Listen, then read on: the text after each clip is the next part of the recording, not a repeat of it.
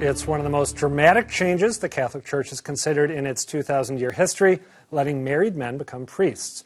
Right now, Roman Catholic priests are expected to uphold the ancient tradition of celibacy, but with a priest shortage in many areas of the world, that requirement's coming up for debate. In an interview with the German newspaper Die Zeit, Pope Francis said he's willing to consider ordaining married men as priests in certain cases.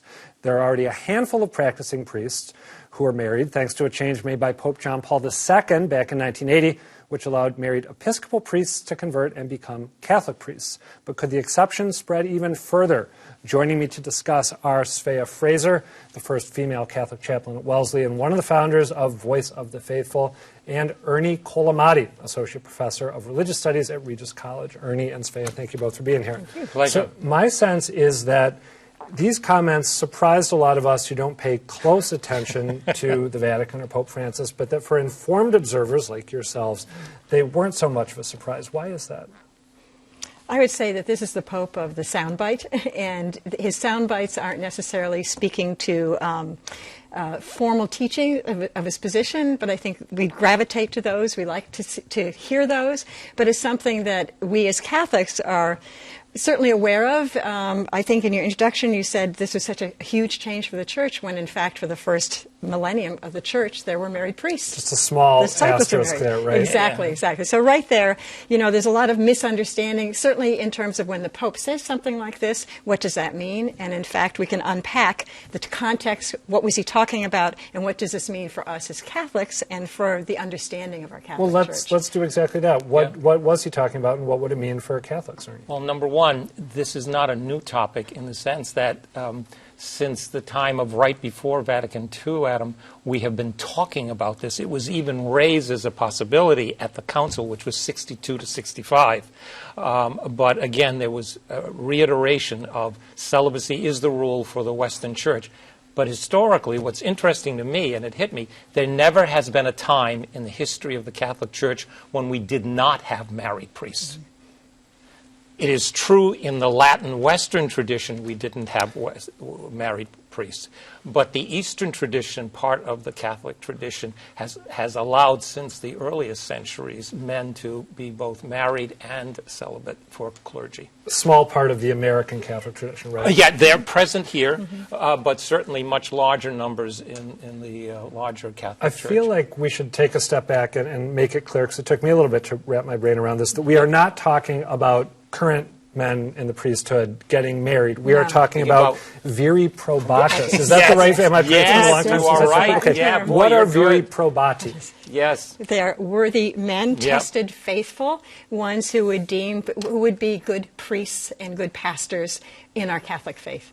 And I think it puts us back to why do we even considering that? Yeah. Well, and go ahead, Ernie. Yeah. And what is striking is that Pope Francis, again, revealing his pastoral side, responds to there are numerous rural communities and global missions that are under great duress due to the lack of clergy. Might there be consideration, exactly as Svea said, of ordaining proven people, in this case that was referred to as males, for service? Such a cool moniker to have applied to you, proven. Very probati. Proven. Yeah. I read about VPs. I read about a conversation that the Pope had back in 2014 with a bishop whose diocese is part of the Brazilian rainforest, and he had 27 priests for 700,000 parishioners, right? Yes. All right, so again, just for clarity's sake, we are not talking about a massive. Well, are we talking about a potentially massive influx of proven men into the priesthood? I don't anticipate that in terms of the way in which I see Francis within the 4 years of his pontificate operating. And he is trying to decentralize the operations of the Catholic Church, which had undergone years, Adam, of centralization. So he speaks to a bishop who again raised the issue, and he said, raise it on the local level. Let me hear your voices, and perhaps we can adapt to various local situations. I mean, technically, a stroke of the papal pen could change it for 1 billion plus Catholics, but I don't see him doing it as a universal practice because, you know, the Roman tradition acts deliberately but very slowly. Very slow. Svea, can you explain to me and our viewers why he could change the rules involving priests being married with the stroke of a pen, but why the ordination of women has proven to be this intractable challenge? I shouldn't say intractable challenge, something that is simply not even capable of being considered, which, if I recall correctly, the current Pope reiterated not too long ago. Why is that? What's the difference? Yes, well, first of all, the main issue of this is Eucharist. The main issue of this is communion. And the whole reason we're discussing this married priest at all is because the people are, we as a Catholic faith, we are known to be a Eucharistic people. It is the source and summit of who we are. So not having enough priests, whether male or female, married or celibate, means that they are being denied Eucharist. And the fact that they're not being able to get that, that is a more important issue than who is going to preside. And the presider is the one who consecrates and makes it the holy sacrament. And that yet it is in the for us. church right now, the Pope has said on the margins he's willing to bring in some married men and have them preside, but he is not willing to have women preside. So my understanding is, or am I wrong about that? You're giving me a look. No, well, this, you know, we talk about church tradition. That ordination of women is a different subject in a way. Yes. I would say that the ordination right now we're talking about, we are all ordained priests in our Christian baptism. We're ordained prophets, priests, and leaders, and all of us have a role in the priesthood of universal believers.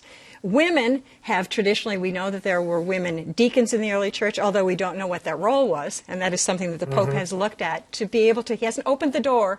But again, he's not unilateral. He's pushing it down, pushing it back to the people. Let's look at this. The fact about women, you're getting off into the issue of what is happening at that altar. What is happening? Is it Jesus was a man? What is happening when we reenact that, when we remember that, and then what we do, which is in some mysterious way for us sacramental Catholics, it becomes truly the body and blood of Jesus Christ. That is more important than who is doing it. But am I right that the prohibition on female priests right now in the church, notwithstanding that first millennium, it is a doctrine, correct? Or am I wrong about that? My own sense is I do not believe that it is at the heart of the faith at all, because I think the larger question we have to ask always, in the Catholic tradition we have a very rich theology of vocation, being called to ministry in the church, whether ordained or not, and that has been magnificent. I think the problem is this: where you begin is where you end. If you begin with, this is the structure and priesthood is male, then in fact you will talk about, well, then there should be the option for married men as well as celibate men and the gift that each brings.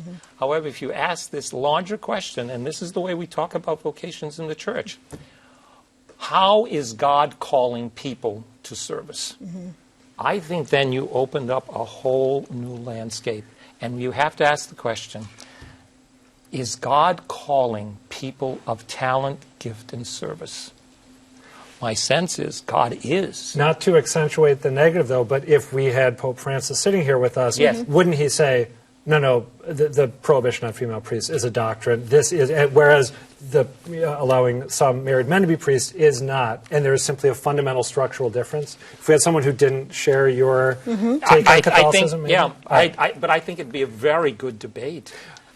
Let me ask you another question just to get off the subject. Oh, go ahead, Svea. I would say doctrine and dogma. If you disagree with that completely, you're not a Roman Catholic, okay? Yeah. I would not see it as a doctrine. It's a tradition, a long-held, since the beginning of time tradition, whereas married priesthood has not been a long-term tradition, all right? Okay. So I believe, and in being a Roman Catholic, I believe that in some way God's hand, God's Spirit is within this church. It's been here for 2,000 years. Jesus said the gates of hell will not prevail against it. So I choose to believe that what is said there, when God wants women to be priests, they will be priests. Right now, it's not on the table. John Paul II said that very clearly. We're looking at these other things. I would say if there ever were women priests, you would first have married priests, then you'd have women deacons, and then maybe.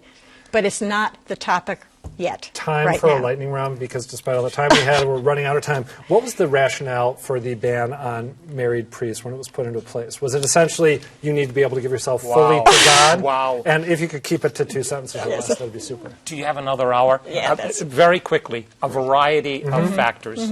The rise of the model priest in the person of the monk over centuries, because in the early church there clearly were a married clergy.